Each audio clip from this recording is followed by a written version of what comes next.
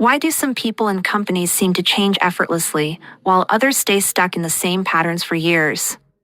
The answer lies not in motivation or intelligence, but in the invisible force of habits, those automatic behaviors that shape nearly every moment of our lives.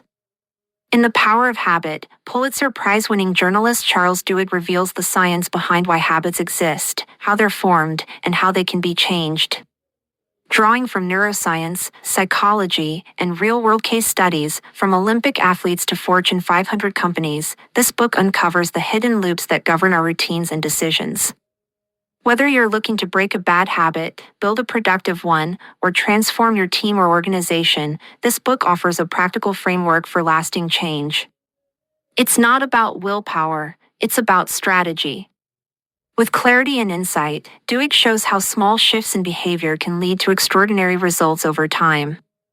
This book is essential for professionals aiming to optimize performance, students trying to manage focus and discipline, leaders seeking cultural change, and anyone determined to take back control of their life.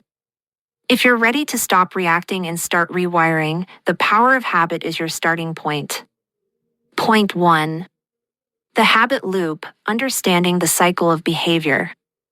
At the heart of every habit lies a neurological loop, a cycle that consists of three core components: the cue, the routine, and the reward. This habit loop is the framework through which habits are formed, maintained, and eventually become automatic. Understanding this loop is the key to both diagnosing bad habits and reshaping them into more productive behaviors. The cue is the trigger. It can be a specific time of day, an emotional state, a particular place, the presence of certain people, or even a preceding action. For example, the smell of coffee in the morning may act as a cue that sets off the routine of brewing a cup and sitting down to check email. The brain learns to associate the cue with a behavior. Next comes the routine, the behavior itself. This is what most people refer to when they talk about habits. It's the action taken in response to the cue. Routines can be physical, emotional, or mental. They're what we repeat, often without conscious thought. Finally, there's the reward. This is the payoff that tells the brain the loop is worth remembering in the future. The reward could be a surge of energy from caffeine, a sense of relief after smoking, or a hit of satisfaction from completing a task. Over time, the brain starts to crave the reward, and it begins to anticipate it as soon as the cue appears. This anticipation is what drives the behavior and locks the habit into place. Neurologically, the brain begins to shift the decision-making process from active reasoning to automatic functioning. The basal ganglia, a part of the brain responsible for routine behaviors and emotions, becomes heavily involved. Meanwhile, the prefrontal cortex, the area linked to conscious thought, goes quiet during the execution of well-formed habits.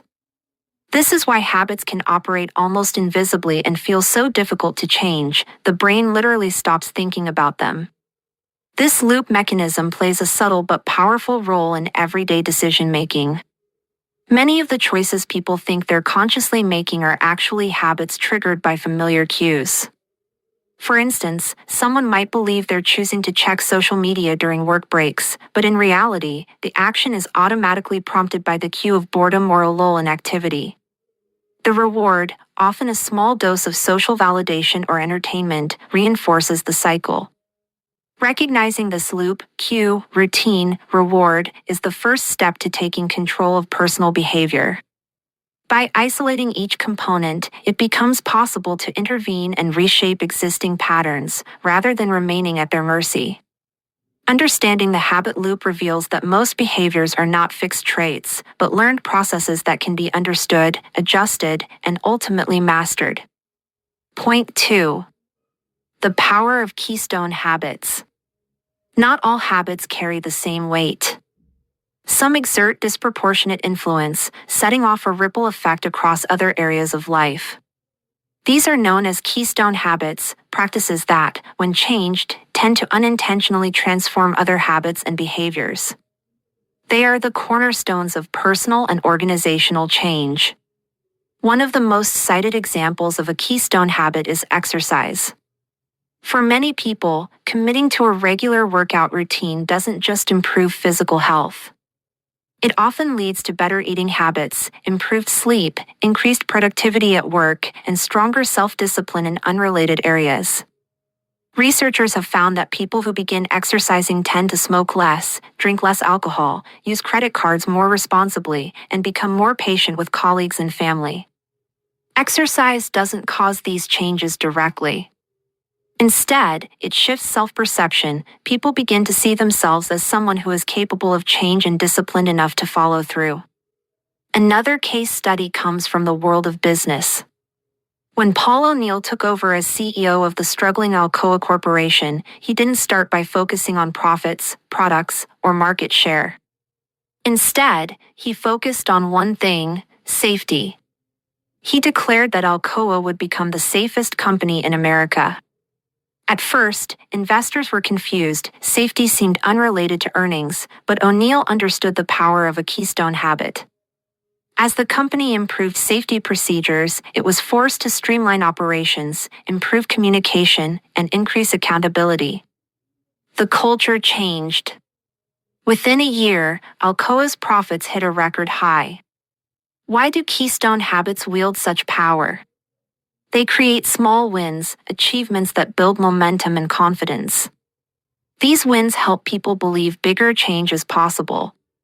They also shift how people see themselves. The moment someone identifies as a runner instead of someone trying to run, the behavior becomes part of their identity, reinforcing the loop without the same level of willpower. Willpower itself often emerges as a keystone habit. In one study, students who practiced self-discipline through simple tasks like keeping a food journal or tracking spending developed better impulse control overall. The effort of controlling behavior in one area spilled into others. However, willpower is also finite. It can be trained, but it can also be depleted. The key is to recognize where it's most valuable and to build routines that eventually reduce the need for constant self-regulation. Keystone habits are not always obvious, and they vary from person to person. But once discovered and nurtured, they can unlock widespread transformation, not through radical overhauls, but through small, strategic shifts that compound over time. Point 3. How to change a habit. Changing a habit isn't about erasing it, it's about rewiring it. Habits, once formed, never really disappear. They're stored deep in the brain, waiting for the right cue to reactivate them. But they can be reshaped. The key lies in keeping the same cue and reward while swapping out the routine. This method, known as the golden rule of habit change, is one of the most effective ways to take control of habitual behavior. Start by identifying the components of your habit loop. First, pinpoint the cue. This could be a time of day, an emotional state, a particular location, or even the presence of certain people. Tracking your behavior over a few days can help reveal patterns. For example, someone trying to cut back on afternoon snacking might notice that the urge always hits around 3:30 p.m., right after a long meeting. Next, examine the routine. This is the actual behavior, the automatic response that follows the cue. Maybe it's walking to the vending machine or checking social media. Understanding this step is essential because it's what needs to change. Then look at the reward. This part is often misunderstood. It's not always the snack or the social interaction itself. It might be the short break from work, the hit of novelty, or even the relief from boredom. Experimenting with different activities after the cue can help clarify what the brain is actually craving. If a walk around the block provides the same sense of refreshment as a candy bar, it's likely that the true reward was mental reset, not sugar. Once the cue and reward are clearly identified, it becomes possible to design a new routine that delivers the same reward. This substitution strategy doesn't fight the brain's programming, it redirects it. However, the final and often most overlooked component in successful habit change is belief. People need to believe change is possible. In many cases, this belief is supported by community, whether it's a support group, a workout buddy, or simply a trusted friend. That's why programs like Alcoholics Anonymous are structured around shared stories and group accountability. Belief makes the new behavior sustainable, especially during moments of stress or setback. Changing a habit is a process of awareness, experimentation, and consistency. It doesn't happen overnight, but it does become easier with each successful replacement. With the right framework and belief in the possibility of change, even the most stubborn habits can be reshaped into something better. Point 4. The neuroscience behind habits. Habits are not just behavioral patterns, they're rooted in the structure and activity of the brain. At the center of this process is a region known as the basal ganglia, a cluster of neurons buried deep within the brain's hemispheres. While the basal ganglia is involved in a range of functions, from motor control to emotional regulation, it plays a particularly vital role in storing and executing habits. When a new behavior is learned, brain activity is intense and widespread. The prefrontal cortex, responsible for decision-making and conscious thought, is heavily engaged. But as that behavior becomes routine, something shifts.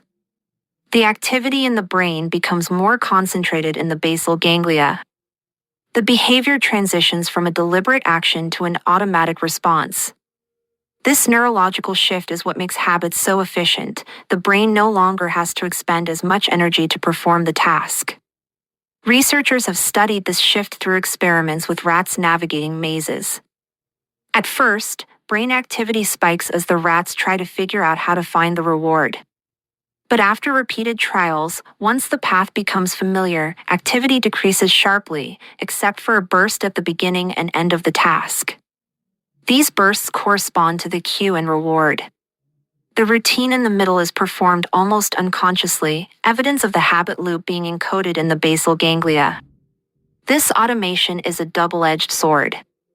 On one hand, it frees up cognitive resources. On the other, it makes ingrained habits difficult to change even when they're harmful. That's where the concept of neuroplasticity comes in, the brain's ability to adapt, rewire, and form new neural connections.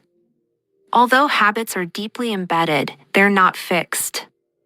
With intention and repetition, the brain can create new circuits and override old patterns.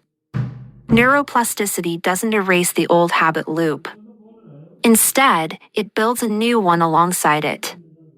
That's why relapse is common. When stressed or distracted, the brain can default to the older, more established pattern. However, each repetition of the new behavior strengthens the new pathway, gradually making it the dominant response. Understanding this neurological architecture is crucial because it demystifies the resistance people often feel when trying to change. It's not a lack of willpower, it's biology. But biology isn't destiny. The brain is remarkably adaptable. Through consistent effort and awareness, it's possible to reshape its wiring, proving that even deeply rooted habits are subject to change. Point 5. The role of willpower in habit formation. Willpower often feels like a moral trait, something you either have or lack. But research shows it's much more like a muscle. It can be strengthened, it can grow fatigued, and it can be depleted with overuse. In the context of habit formation, understanding how willpower functions and how to manage it can make the difference between sustainable success and repeated failure. Studies have consistently shown that people with strong willpower tend to be more successful in nearly every area of life, from academic performance to health and personal finances. But what's often overlooked is that those individuals aren't necessarily more disciplined all the time. They've built systems, often in the form of habits, that reduce the number of decisions they need to make and therefore reduce how often they have to tap into their willpower reserves. For example, someone who exercises every morning at 7 a.m. doesn't negotiate with themselves each day about whether they feel like it. The routine is established. There's no decision to make, so there's no drain on willpower. In contrast, someone who constantly debates when and whether to go to the gym is burning mental energy before even stepping outside. Over time, that depletion leads to skipped workouts and frustration. Willpower, when used too frequently without rest or support, wears down. In one study, participants asked to resist eating cookies showed less persistence on a puzzle task immediately afterward. The act of self-control in one domain directly reduced their stamina in another. This ego depletion model suggests that high-stakes choices or stress-heavy environments, where self-control is constantly required, make people more vulnerable to slipping back into old habits. One way to preserve willpower is by creating implementation intentions, plans that predecide what action will be taken in response to a given situation. For instance, instead of vaguely intending to eat healthier, a person might commit, if I'm offered dessert at lunch, I'll order tea instead. These preset responses reduce the need for on-the-spot decisions. Another strategy is to build small wins into your day. Completing even a minor goal, making the bed, sticking to a morning routine, can boost a sense of control and conserve willpower for tougher tasks. These wins help reinforce identity and give momentum to longer-term change. Ultimately, willpower isn't just about resisting temptation, it's about designing a life where temptation appears less often. By anchoring good habits in structure and routine, individuals conserve their mental energy and create an environment where self-discipline is the default, not the exception. Point 6. The social and cultural influence of habits. Habits rarely exist in isolation. They're shaped not just by personal cues and rewards but by the social and cultural environments that surround them. People tend to adopt the behaviors that feel normal in their peer group or community. What's routine for those around them becomes a blueprint for their own actions. This subtle but powerful influence explains how habits often spread from one person to another without much conscious effort. In the 1980s, a pastor named Rick Warren launched Saddleback Church in California, which eventually grew into one of the largest congregations in America. One key to its growth wasn't fiery sermons or flashy programs.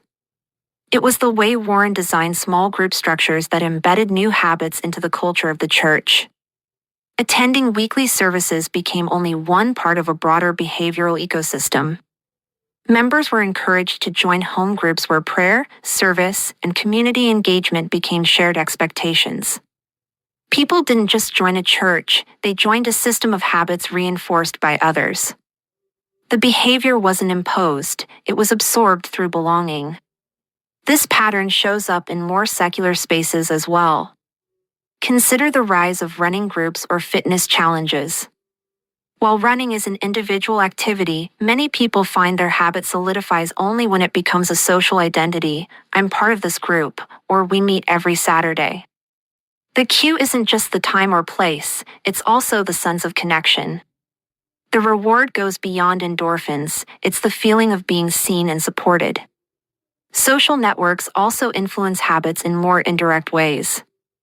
Research by Nicholas Christakis and James Fowler found that behaviors like smoking, obesity, and even happiness can spread through social connections. If a friend quits smoking, your chances of quitting increase. If a close contact gains weight, your likelihood of weight gain goes up too, even if you've never met their friend. This effect extends across 3 degrees of separation, shaping habits through layers of influence. Cultural norms amplify this dynamic. In societies where certain behaviors are consistently modeled, like recycling, public exercise, or shared mealtimes, individuals tend to adopt them more easily. These habits feel less like a choice and more like a default, quietly passed from person to person until they form the invisible scaffolding of everyday life. Recognizing the social element of habits opens a powerful strategy, intentionally placing oneself in environments that reflect the behaviors one wants to adopt. When habits are woven into the fabric of relationships and group identity, they stop feeling like effort and start feeling like home. Point 7. The power of organizations in shaping habits. Organizations, like individuals, are built on habits. Beneath every strategy, every customer interaction, and every team process are countless routines, many of them unconscious, that drive outcomes. These organizational habits shape culture, influence performance, and, in many cases, determine long-term success. Take the case of Alcoa under CEO Paul O'Neill. When he took the helm in 1987, investors expected a plan to boost profits or cut costs. Instead, O'Neill focused on something seemingly unrelated: worker safety. He announced that Alcoa's goal was to become the safest company in America. The move puzzled Wall Street, but O'Neill understood that safety was a keystone organizational habit. Changing how employees responded to safety issues meant reshaping communication, accountability, and decision-making across the company.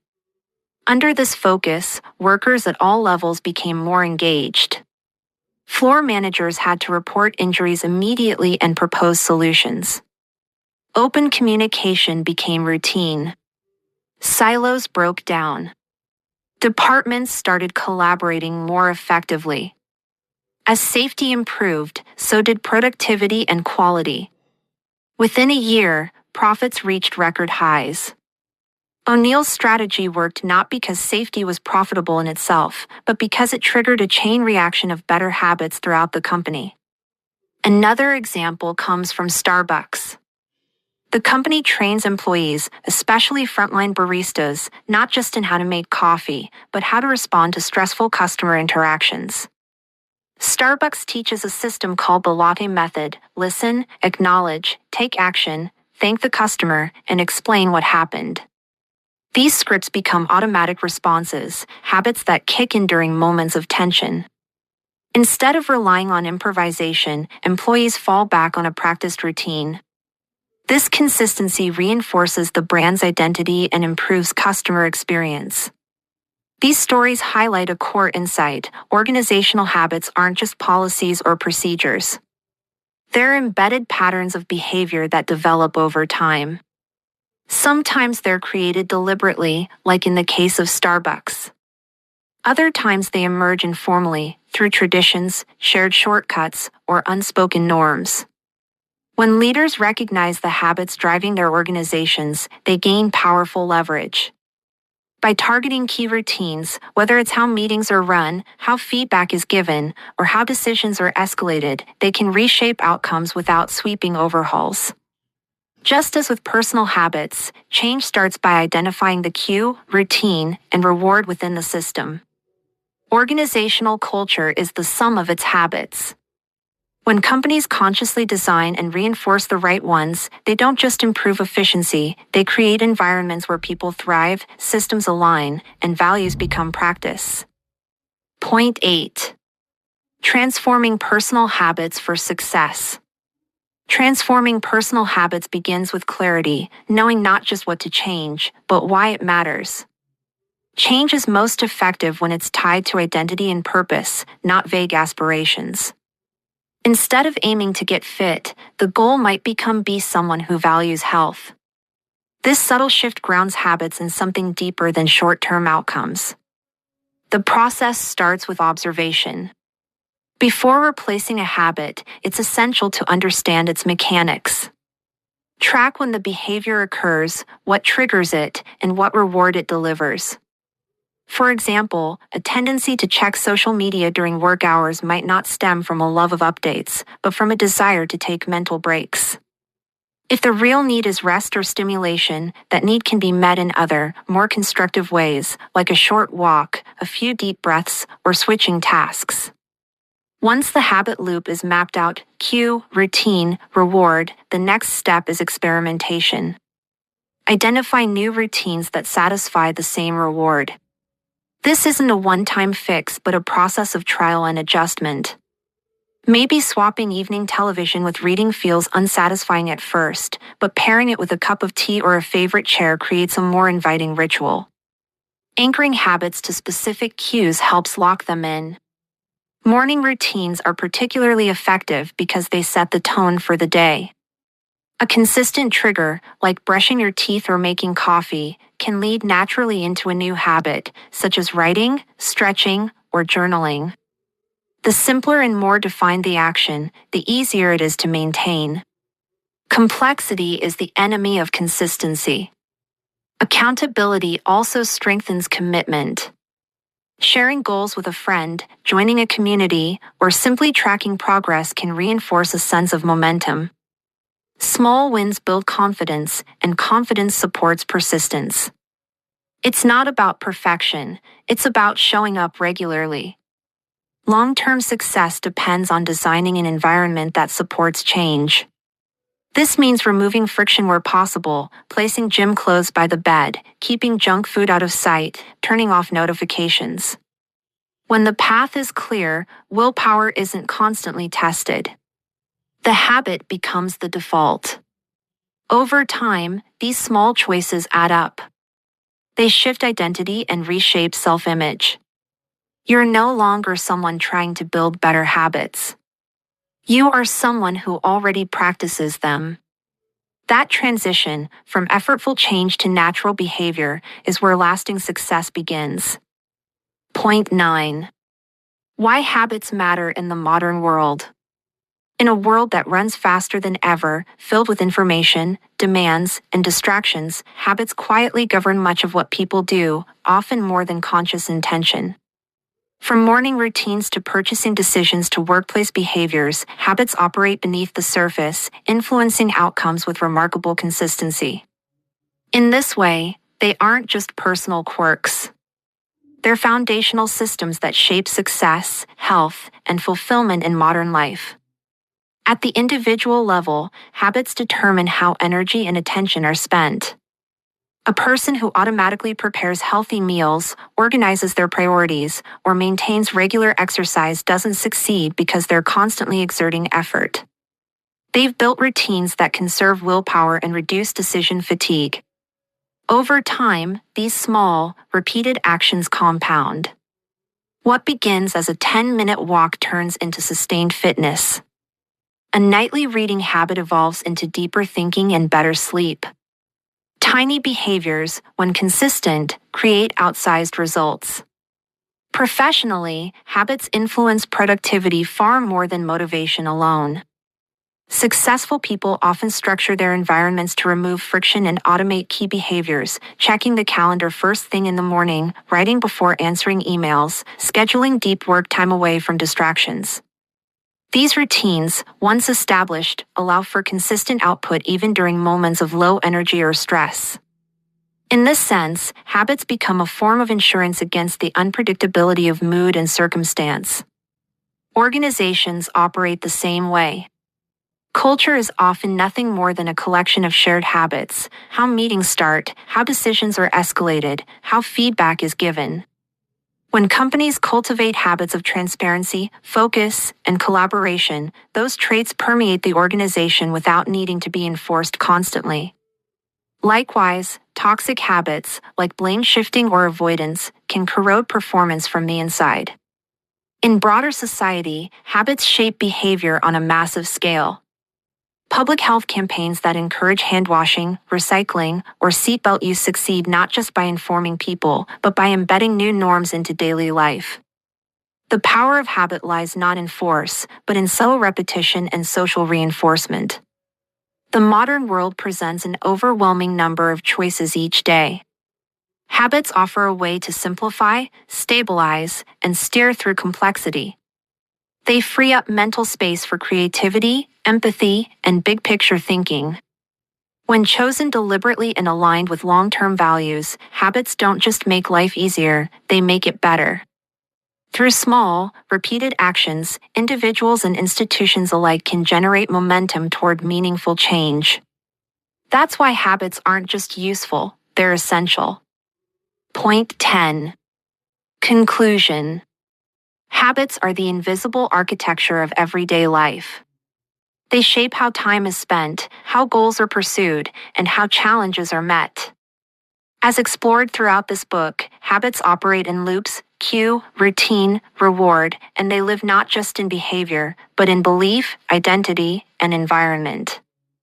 The good news is that no habit is permanent. With awareness, structure, and intention, any habit can be reshaped.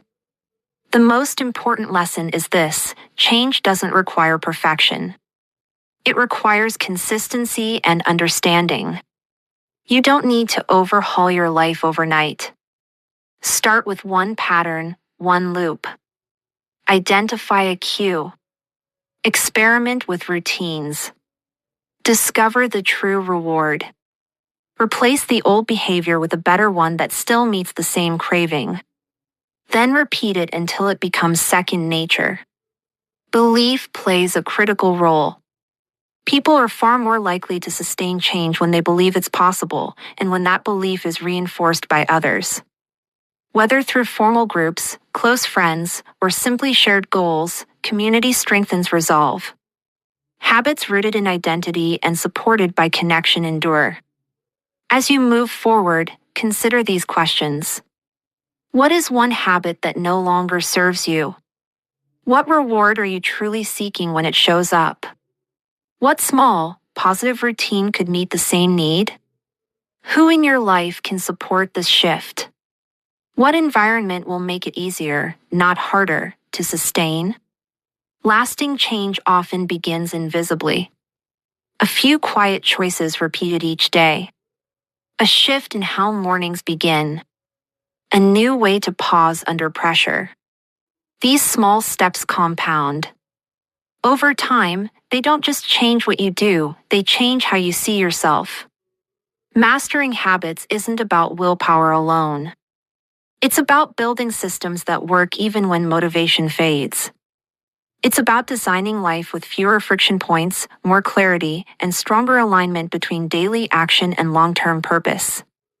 No one controls every circumstance, but everyone can influence their patterns. Habits give structure to chaos. They offer freedom through discipline. And once understood, they become a powerful tool, not just for productivity, but for transformation. The patterns you choose today become the life you live tomorrow.